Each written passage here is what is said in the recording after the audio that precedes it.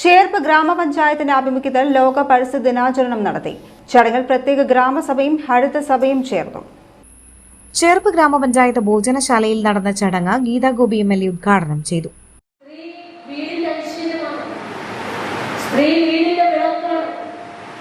ആരോഗ്യപരമായിട്ടുള്ള നമ്മുടെ കുടുംബങ്ങളുടെ കുട്ടികളുടെ ആരോഗ്യ സുരക്ഷ ഉറപ്പുവരുത്തിയിരിക്കുക.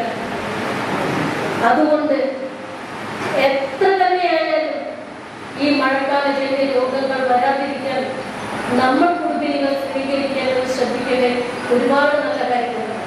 അതൊക്കെ വിട്ട് പഠിച്ച് നമ്മൾ കൃത്യമായി നമ്മുടെ കുടുംബത്തിൽ നിന്ന് നമ്മൾ പ്രായോഗികമാക്കുമ്പോൾ ഒരു വ്യക്തി നന്നായാൽ ഒരു കുടുംബം നന്നായി, ഒരു കുടുംബം നന്നായാൽ ഒരു സമൂഹം നന്നായി, ഒരു സമൂഹം നന്നായാൽ നാട് നന്നായി.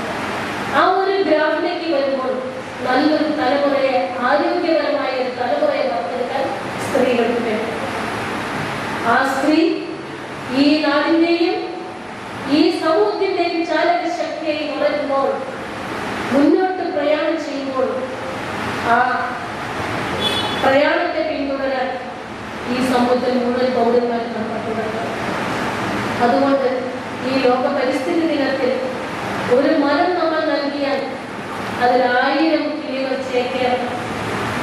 അതുപോലെയായിരിക്കണം നമ്മുടെ കുടുംബ പദ്ധതി. ചേർപ്പ് ഗ്രാമപഞ്ചായത്ത് പ്രസിഡന്റ് സിജോ ജോർജ് അധ്യക്ഷനായി.